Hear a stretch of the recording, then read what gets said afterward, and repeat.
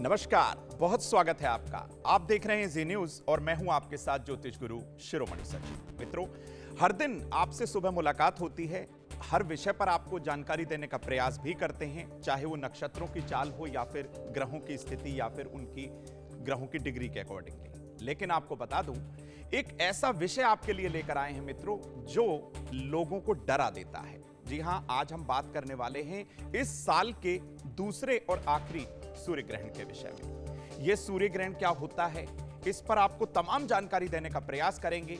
और इस सूर्य ग्रहण से आपको डरना है या नहीं, क्योंकि कहा जाता है मित्रों, एक ही पखवाड़े में अर्थात एक महीने में 2 ग्रहण आ जाएं तो कहीं ना कहीं ये आफत का विषय बन जाते हैं, आपके साथ बहुत सारी परेशानियां होने लगती हैं। तो इसी सूर्य ग्रहण पर हम आज चर्चा करने वाले हैं और स्टूडियो में मेरे मित्र मेरे साथ जुड़े हुए हैं, क्योंकि मैं भी एक एस्ट्रोलॉजर हूं, आपको हर दिन जानकारी देता रहता हूं।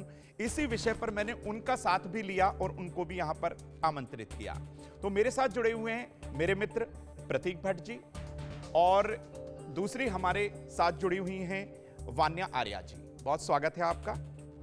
तो सबसे पहला प्रश्न प्रतीक भाई मैं आप ही से करूंगा कि ये जो सूर्य ग्रहण है होता क्या है और लोग इससे डरते क्यों हैं।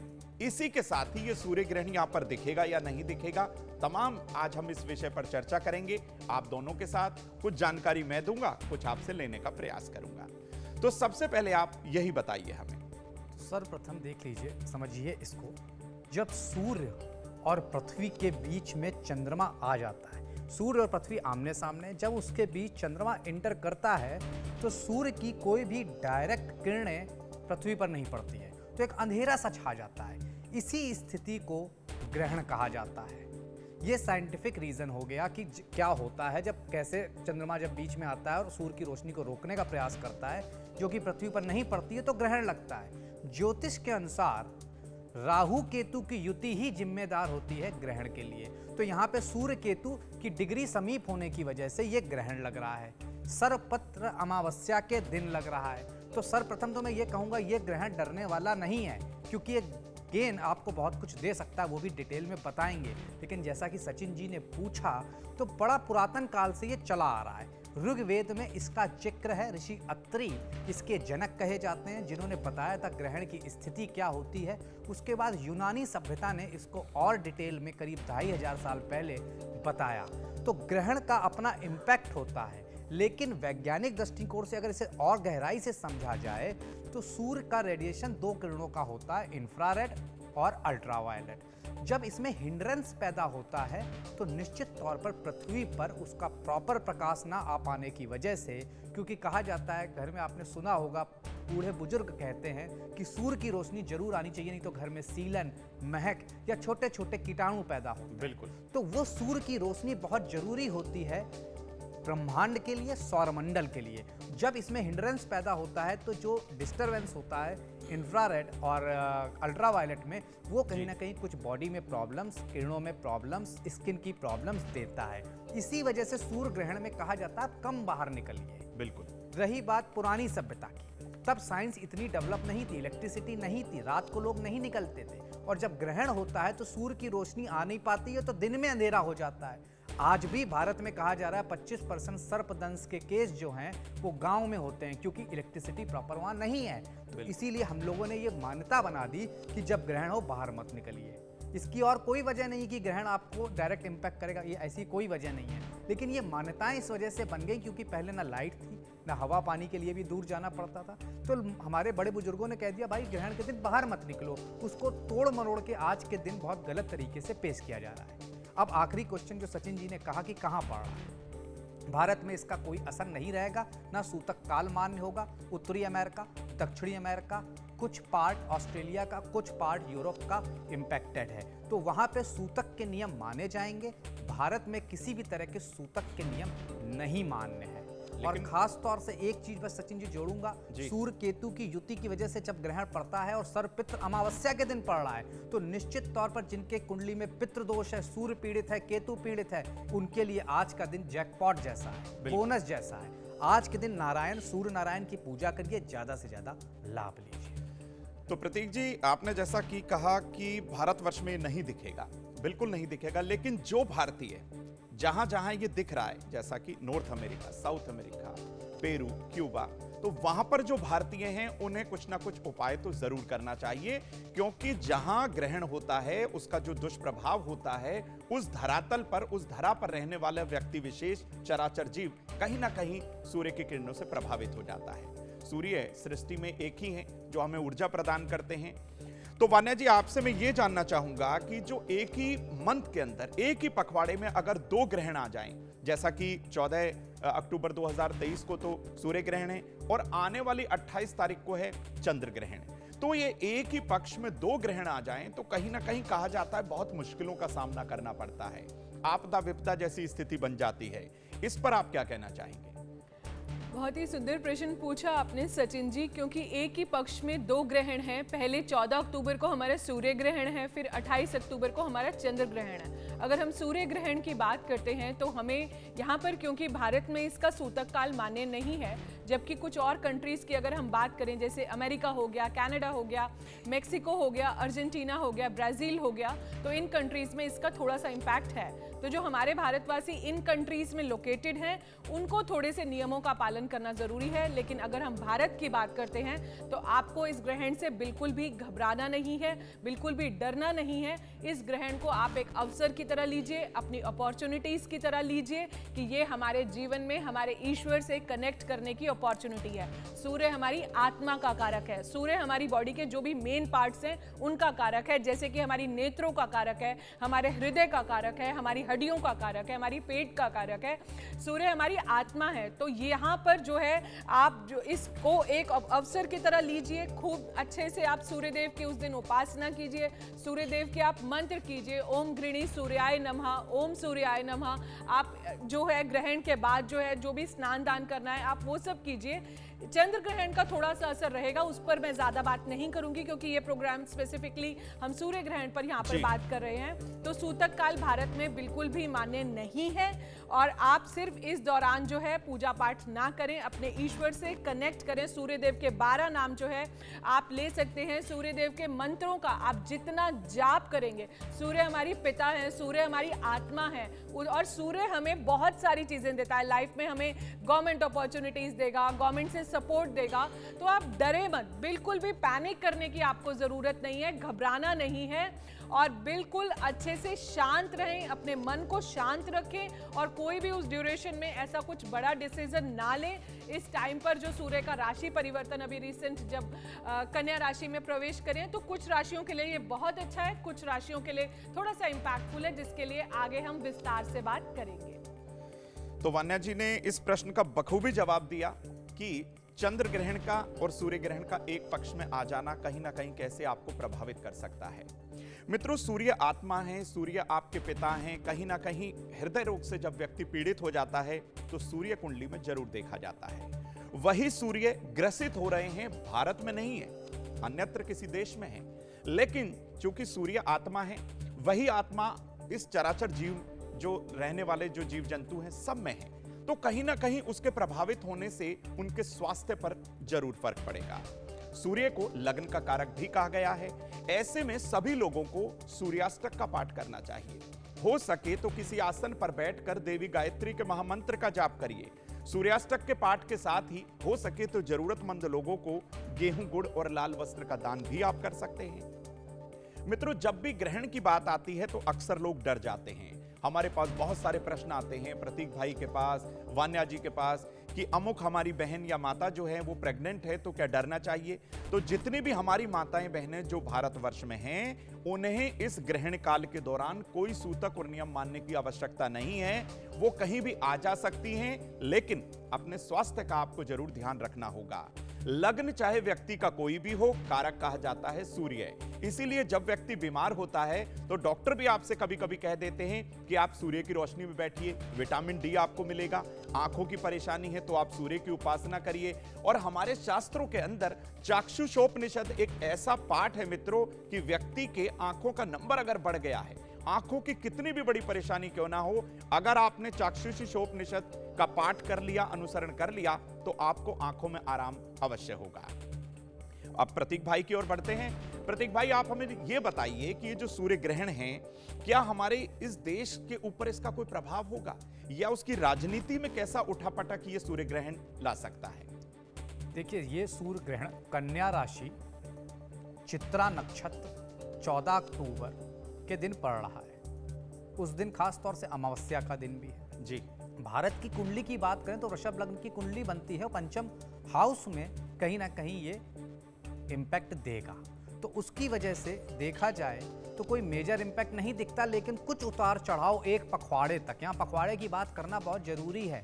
सचिन जी बड़े अच्छे से जानते हैं, मैं, सचिन जी और कुछ और पैनलिस्ट 2019 में 26 दिसंबर के दिन किसी चैनल पर बैठकर यही बात कर रहे थे कि ये ग्रहण जो एक पखवाड़े में एक ही मास में अगर पड़ता है तो बहुत विध्वंसकारी होता है। और 2020 में किसी ने नहीं सोचा था लॉकडाउन लग जाएगा और फिर जो कोरोना ने त्राहिमाम किया। तो निश्चित तौर पर एक पखवाड़े का ये ग्रहण भारत के लिए बहुत ज़्यादा प्रभावशाली तो नहीं है, लेकिन पंचम भाव में होने की वजह से इस शेयर मार्केट, लक्ष्मी स्थान पे होने की, पंचम त्रिकोण को लक्ष्मी स्थान कहा गया है, कहीं ना कहीं अगले 2 महीने तक भारत को यहाँ टर्बुलेंस दिखेगा और कहीं ना कहीं समस्याएं होंगी। रही बात भारतवासियों की, तो भारत जनता का घर होता है चौथा, जनता का घर होता है 7वां भी कहीं कहीं। तो चौथे के मालिक सूर्य 5वें पे हैं, तो निश्चित तौर पर थोड़ा बहुत इम्पैक्ट उन लोगों को, जैसा सचिन जी बार बार कह रहे थे, जो लोग पहले से हृदय रोग से पीड़ित हैं, जो लोग नेत्र विकार से पीड़ित हैं, उनको अगले एक पखवाड़े तक 28 दिन तक खास तौर से सावधानी रखनी चाहिए। उसके बाद देखा जाता है कि इसके प्रभाव धीरे धीरे क्षीण हो जाते हैं और स्थिति वापस सामान्य हो जाती है। वान्या जी, आपसे मैं ये जानना चाहूंगा, जैसा कि सूर्य को सत्ता का कारक कहा गया है, अगर सत्ता के गलियारों में कहीं उठापटक हो तो सूर्य की स्थिति जन्म कुंडली में देखी जाती है, चाहे वो कोई छोटा नेता हो या फिर बड़ा राजनेता हो। दशम भाव सत्ता का है और सूर्य यहां पर दिग्बल को प्राप्त कर लेते हैं। वही सूर्य जब ग्रसित होते हैं तो हमारी आत्मा को, हमारे शरीर को, कहीं ना कहीं हमारे स्वास्थ्य को प्रभावित जरूर कर देते हैं। तो आपसे मैं ये जानना चाहूंगा वान्या जी, जैसा कि प्रतीक भाई ने भी बताया कि हमारे देश पर इसका कहीं ना कहीं दुष्प्रभाव बहुत नगण्य होगा, कम होगा। अगर व्यक्ति सूर्य से संबंधित कोई उपाय करना चाहे और अगर उसको उसकी जन्म पत्रिका के बारे में कुछ पता ही ना हो तो वो क्या उपाय करे? अगर सचिन जी, अगर व्यक्ति सूर्य के कुछ उपाय करना चाहता है तो वो आदित्य हृदय स्तोत्रम का पाठ करे। आदित्य हृदय स्तोत्रम का पाठ जो है हमें जीवन में हमेशा विजय प्राप्त कराता है, कभी भी हमें जीवन में हारने नहीं देता। आप सूर्य नमस्कार कर सकते हैं, आप गायत्री मंत्र कर सकते हैं। गायत्री मंत्र महामंत्र है, उससे बड़ा कोई मंत्र नहीं है। आप सूर्य गायत्री मंत्र का जाप कर सकते हैं।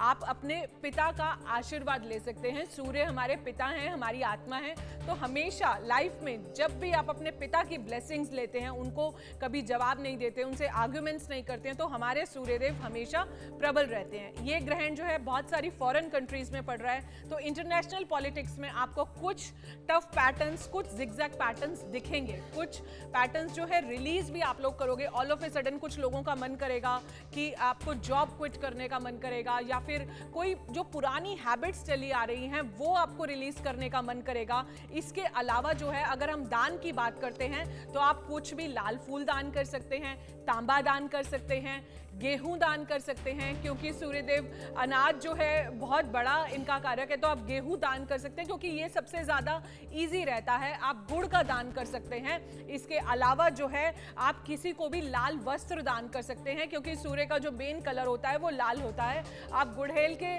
फूलों का दान कर सकते हैं। कुछ भी आप लाल जो आपको लगता है, सोना आप दान कर सकते हैं, अगर आपकी क्षमता है तो आप वो भी कर सकते हैं। इसके अलावा सूर्य को अगले दिन जो है आप सुबह उठकर सादा जल चढ़ाइए, वो भी आपके लिए बहुत ज्यादा लाभकारी है, क्योंकि इस दिन पितृ अमावस्या भी है। अपने पितरों के नाम का कुछ दान आप कर सकते हैं, वो बहुत ज्यादा इंपॉर्टेंट है। शनि पितृ अमावस्या है, अगले दिन से नवरात्रि शुरू हो रही है, तो आप next within few hours ही देखेंगे, एकदम से ट्रांजिशन है। तो आप इसके बाद अगले दिन अपने घर में जो भी है गंगा जल से सारे आप मंदिर को साफ करें और दान करें। और जितना हो सकता है आप जब भी कनेक्ट करते हैं, आप ओम का जाप भी करते हैं, तो भी आपके सूर्य पर इंपैक्ट आता है। कोशिश करें आप 108 बार गायत्री मंत्र का जाप अगर बैठ के कर लेते हैं, और उस ड्यूरेशन में, वैसे तो भारत में इसका सूतक काल लागू नहीं है, फिर भी आप कोशिश कीजिए कि आप अपने घर पर ही रहिए, जाप कीजिए, मेडिटेशन कीजिए, अपने ईश्वर से कनेक्ट कीजिए, अपनी आत्मा से कनेक्ट कीजिए, अपनी सोल से कनेक्ट कीजिए,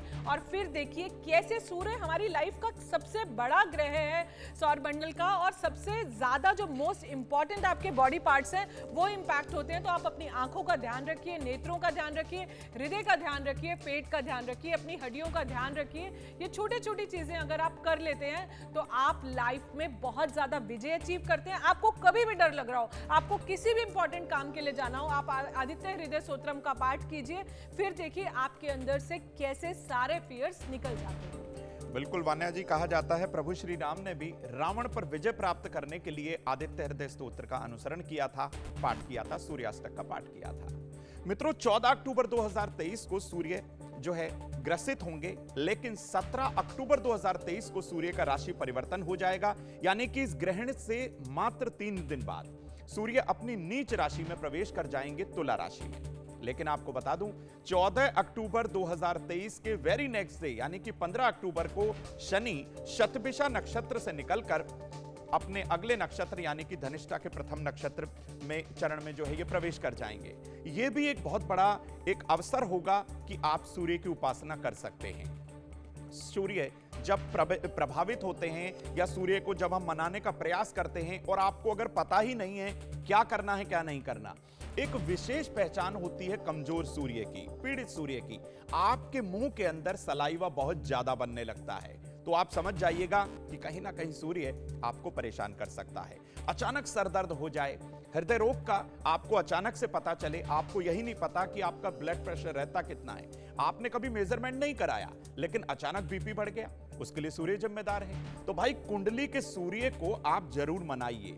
यही सूर्य सभी ग्रहों को पावर देता है और विशेष तौर पर चाहे लग्न में कोई भी ग्रह हो, आपके लग्न का कारक कहलाएगा सूर्य। इसी सूर्य को आपको मनाना है, सूर्य उपासना करनी है, बड़े बुजुर्गों का आशीर्वाद लेना है और विशेष तौर पर अपने माता पिता के चरण स्पर्श प्रतिदिन करते रहिए, क्योंकि सूर्य चंद्रमा है। तो सूर्य और चंद्रमा माता और पिता के जो है संयोजक कहे गए हैं, उन्हीं के कारक ये अंतर्गत उन्हीं के आते हैं। तो ऐसे में सूर्य और चंद्रमा को मनाकर हर व्यक्ति अपनी कुंडली के किसी भी भाव में बैठे हुए सूर्य चंद्रमा को मना सकता है। अब प्रतीक भाई, हम कुछ राशियों के विषय पर बात करने का प्रयास करते हैं कि ये सूर्य कन्या राशि के अंदर होंगे, चित्रा नक्षत्र में ये पीड़ित होंगे। तो आप मुझे ये बताइए कि मेष राशि से लेकर कर्क राशि तक इसका क्या प्रभाव हो सकता है। आपने कहा ये गोल्डन अपॉर्चुनिटी है, सुनहरी मौका है, तो पितृ विसर्जन के दिन लोग क्या उपाय करें? सर्वप्रथम तो पितृ विसर्जन अमावस्या होने की वजह से मैं कहूंगा, जैसा कि सचिन जी बार बार कह रहे हैं, मैं उसी बात को दोहराऊंगा, सूर्याष्टक या आदित्य हृदय स्तोत्र। अगर कुछ भी नहीं आता है तो माँ गायत्री का 1008 बार या 108 बार पाठ कर लीजिए। निश्चित तौर पर पितृ अमावस्या है तो सारे पूर्वजों को याद करके जल जरूर दीजिए। अब बात करें मेष से कर्क तक की, तो सर्वप्रथम मेष राशि अगर देखा जाए आपके लग्न या राशि से, तो छठे भाव पे ये स्थिति, ये ग्रहण बन रहा है।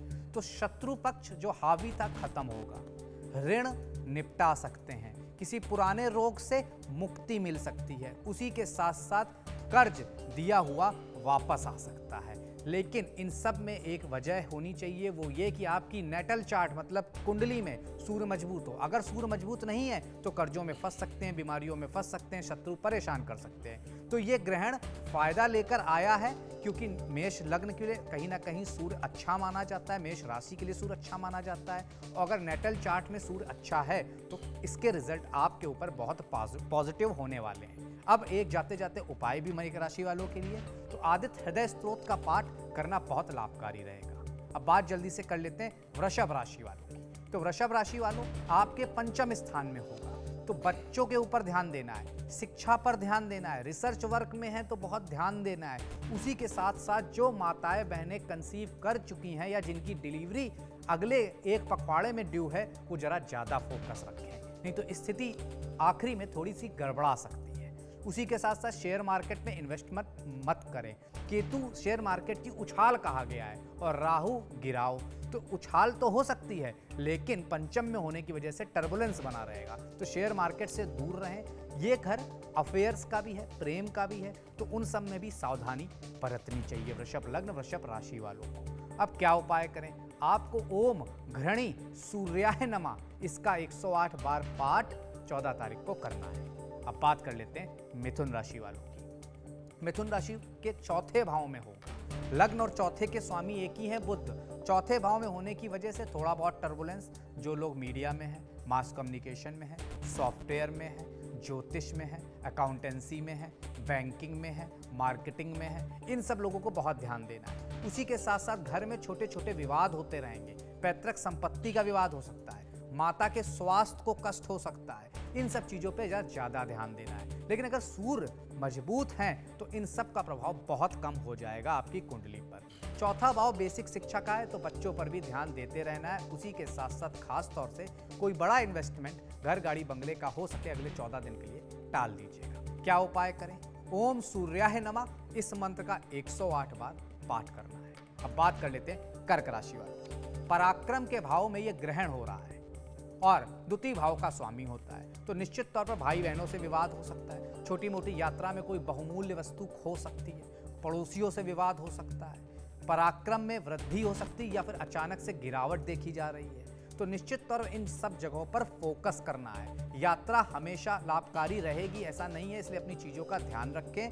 पैतृक विवाद, पैतृक संपत्ति का विवाद सामने आ सकता है, पिता से अनबन, पिता का स्वास्थ्य गड़बड़ा सकता है क्योंकि नवम में राहु भी रहेंगे। तो इस दौरान आपको क्या पूजा करनी है? सूर्याष्टक का पाठ करना 14 तारीख को आपके लिए अति लाभकारी रहेगा। अब वान्या जी, अगली 4 राशियों के बारे में सभी दर्शकों को आप भी कुछ बताएं। सिंह राशि की अगर बात करते हैं तो सिंह राशि वालों को अपने नेत्रों का खास ध्यान रखना है। इस टाइम पर आपके करियर में कुछ चेंजेस आ सकते हैं। हो सकता है कि आपके दिमाग में ये भी आए कि कुछ करियर परिवर्तन आ सकता है, जॉब छोड़ने का मन करे।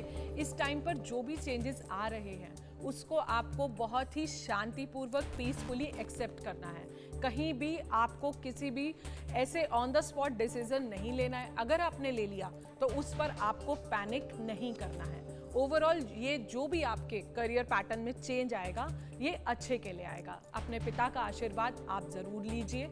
आदित्य हृदय स्तोत्रम का पाठ आपको जरूर करना है। अगर हम कन्या राशि की बात करते हैं तो आपको थोड़ा सा केयरफुल रहना है। ड्राइविंग अगर आप करते हैं तो आप प्लीज रैश ड्राइव ना कीजिए, गाड़ी तेज ना चलाइए, दुर्घटनाओं से जितना हो सके बचिए, थोड़ा सा कॉशियस रहिए। यहाँ पर घबराना नहीं है, डरना नहीं है, लेकिन थोड़ा सा कॉशियस रहना है। कोशिश कीजिए आप गाय को अगर हरा चारा खिला सकते हैं तो आपके लिए ये बहुत अच्छा है।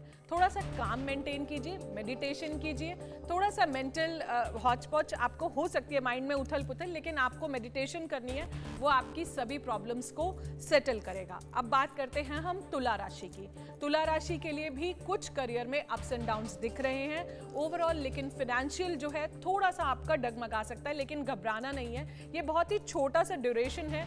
आपको सिर्फ नेक्स्ट 45 डेज तक कुछ आपके थॉट पैटर्न्स में थोड़ा सा चेंज मिलेगा। यहाँ पर आप जितना ज्यादा गायत्री मंत्र का जाप कर सकते हैं, देवी की आराधना करें, दुर्गा कवच आपको जरूर सुनना है जो आपको ओवरऑल प्रोटेक्शन देगा।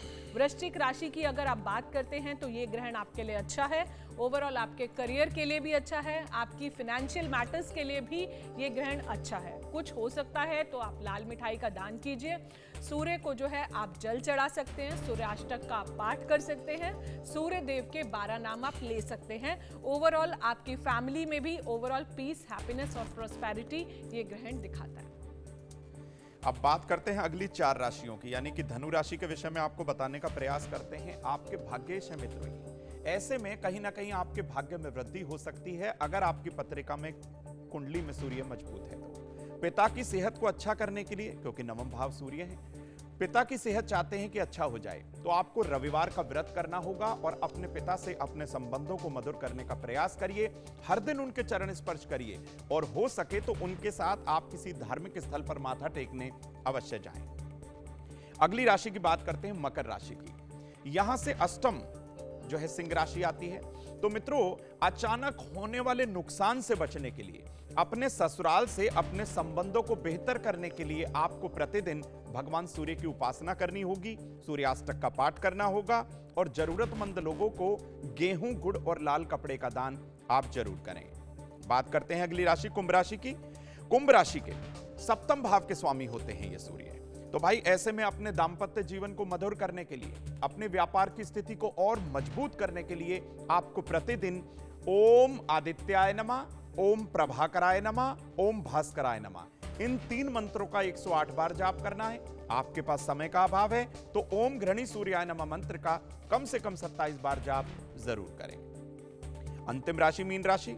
अगर आप चाहते हैं आपके रोग, ऋण, शत्रु और प्रतिस्पर्धा एकदम से ठीक हो जाए, ये तमाम परेशानियों का आपको सामना ना करना पड़े, शत्रुओं को शांत करने के लिए सुबह के समय भगवान सूर्य नारायण की उपासना करिए, आदित्य हृदय स्तोत्र का पाठ करिए। और अगर आंखों की समस्या है, क्योंकि यहां से बैठे हुए पापी ग्रह कहीं ना कहीं 12वें घर से संबंध बनाते हैं, तो आपकी लेफ्ट आई यानी कि बाईं आंख पर चोट भी लग सकती है और कहीं ना कहीं पीड़ा हो सकती है।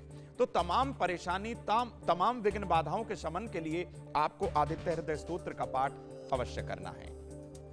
तो मित्रों, ये तो था राशि के अनुसार छोटे छोटे महा उपाय जो हम तीनों मित्रों ने आपको बताने का प्रयास किया। कुछ ना कुछ आपको देने का जो है हमने एक योजना बनाई कि आज आपके साथ कुछ साझा करेंगे। लेकिन आपको बता दूं, ये जो सूर्य ग्रहण है मित्रों, ये भारतवर्ष में नहीं दिखाई देगा। एक ही पखवाड़े में आने वाले 2 ग्रहण कहीं ना कहीं दुष्प्रभावित तो कर देते हैं। एक अच्छी बात इसके अंदर यह कहूंगा कि ये जो सूर्य ग्रहण है भारत में नहीं दिखेगा, लेकिन चंद्र ग्रहण दिखेगा। जैसा कि हमारे मित्र प्रतीक भट्ट जी ने भी पहले कहा कि हम एक पैनल पर बैठे हुए थे, तब एक ही पखवाड़े में दोनों ग्रहण जब दिखे तो दोनों ही विजिबल थे इंडिया में। उसके बाद 2020 में ये लॉकडाउन लगा, देन उसके बाद ये सारी स्थितियां कोरोना को लेकर बहुत गड़बड़ा गई थी। मित्रों, आप सूर्य को मनाइए। आप कितने भी बीमार क्यों ना हो, एक ऐसी ऊर्जा, एक सकारात्मक प्रभाव आपके अंदर, आपके व्यक्तित्व के अंदर एकदम से दिखने लगेगा। तो प्रतीक भाई, हम एक आपसे ऐसा उपाय चाहेंगे जिस व्यक्ति को उसकी राशि ना पता हो, लग्न ना पता हो, उसे ये नहीं पता कि उसका जन्म कब हुआ है, तो वो क्या उपाय कर सकता है इस सूर्य ग्रहण के अवसर पर। मैं अवसर इसको इसलिए कहूंगा प्रतीक भाई क्योंकि भारतवर्ष में नहीं दिखाई दे रहा। आप कुछ उपाय बताइए। तो इसके लिए सर्वप्रथम मैं कहूँगा, सुबह उठकर तांबे के लोटों से अपने गोत्र, अपने बुजुर्गों का, अपने सारे ही पूर्वजों का नाम लेकर सूर्यदेव को जल दें। उसके बाद घर में गायत्री हवन कर लीजिए, खुद से कर लीजिए। आम की लकड़ी ले आइए और खुद से कर लीजिए, नहीं तो किसी सुयोग्य पंडित को बुलाकर आप कर सकते हैं। और अगर ये भी नहीं कर पाते हैं तो एक बहुत साधारण सा उपाय, गायत्री की माला सपरिवार, इसमें यह जरूर ध्यान रखिएगा सपरिवार, चाहे सुबह 6 बजे हो चाहे रात के 8 बजे हो, सपरिवार एक साथ बैठकर एक माला पूर्ण परिवार सूर्यदेव के समक्ष, नारायण के समक्ष आज कर ले। आपकी राशि, आपकी लग्न, आपको कुछ भी जानकारी नहीं है, लेकिन ये 2 से 3 उपाय आपको लाभ निश्चित देंगे और अगले पखवाड़े तक सुरक्षित भी रखेंगे। वान्या जी, आप मुझे ये बताइए कि अगर किसी व्यक्ति को राशि भी पता है, उसको लग्न भी पता है और वह जानता है कि भाई ये ग्रहण जो है नुकसान दे सकता है, ये प्रतीक भाई ने तो ये बताया कि अगर किसी व्यक्ति को अपने लग्न, राशि और जन्म का नहीं पता है, अगर व्यक्ति विशेष को पता भी है और उसकी सूर्य की दशा भी चल रही है, तो ऐसे में जो सूर्य की दशा है उसको पीड़ा दे सकती है। क्यों प्रतीक भाई, मैंने गलत तो नहीं कहा? तो ऐसे में, हाँ बिल्कुल, तो ऐसे में ये बताइए वान्या जी कि अगर सूर्य की दशा है, सूर्य ग्रसित हो रहे हैं, सूर्य को ग्रहण लग रहा है, एक छोटा सा उपाय, फिर हम चंद्र ग्रहण के विषय में भी बात करेंगे। कुछ कम शब्दों में आप हमें ये बताइए कि क्या उपाय किया जाए। सबसे पहले अगर हमें अपनी राशि भी पता है, लग्न भी पता है और हमें लगता है कि ये हमें पीड़ा दे सकता है, तो सबसे जो मोस्ट इंपॉर्टेंट कॉशनरी स्टेप है कि आप अपने पिता से अपने संबंध जो हैं सबसे ज़्यादा मधुर रखिए, बिल्कुल भी उनसे नहीं बिगाड़नी है। हर रोज़ सुबह उठकर उनका आशीर्वाद हमें ज़रूर लेना है। जैसा कि प्रतीक जी ने भी बताया, हमें उन्हें सादा जल जो है वो उन्हें अर्पण करना है। सूर्यदेव हम एक सादा जल से भी प्रसन्न होते हैं और जितना सूर्यदेव को आप शत नमन करेंगे, ओम घृणी सूर्याय नमः का आप जाप करेंगे, और अगर आपको लगता है कि थोड़ा सा कष्ट हो रहा है तो कुछ भी आप अन्न दान जरूर कर दीजिए, क्योंकि उससे जितना भी जो उस प्लैनेट का नेगेटिव इंपैक्ट है वो आपकी लाइफ में कम होता जाएगा। पितृतुल्य और पिता दोनों से अपने संबंध मधुर रखिए, सबका आशीर्वाद लेते रहिए, दुआएं जीवन में बहुत काम आती हैं। बिल्कुल। तो मित्रों, आज हम बात कर रहे हैं सूर्य ग्रहण के विषय में, जो कि संपूर्ण भारतवर्ष में नहीं दिखाई देगा, इसका कोई सूतक और नियम मान्य नहीं होगा। लेकिन आपको एक जानकारी दे दूं कि 28 अक्टूबर 2023 को चंद्र ग्रहण है, यह भारत में विजिबल होगा और इसका दुष्प्रभाव भी होगा।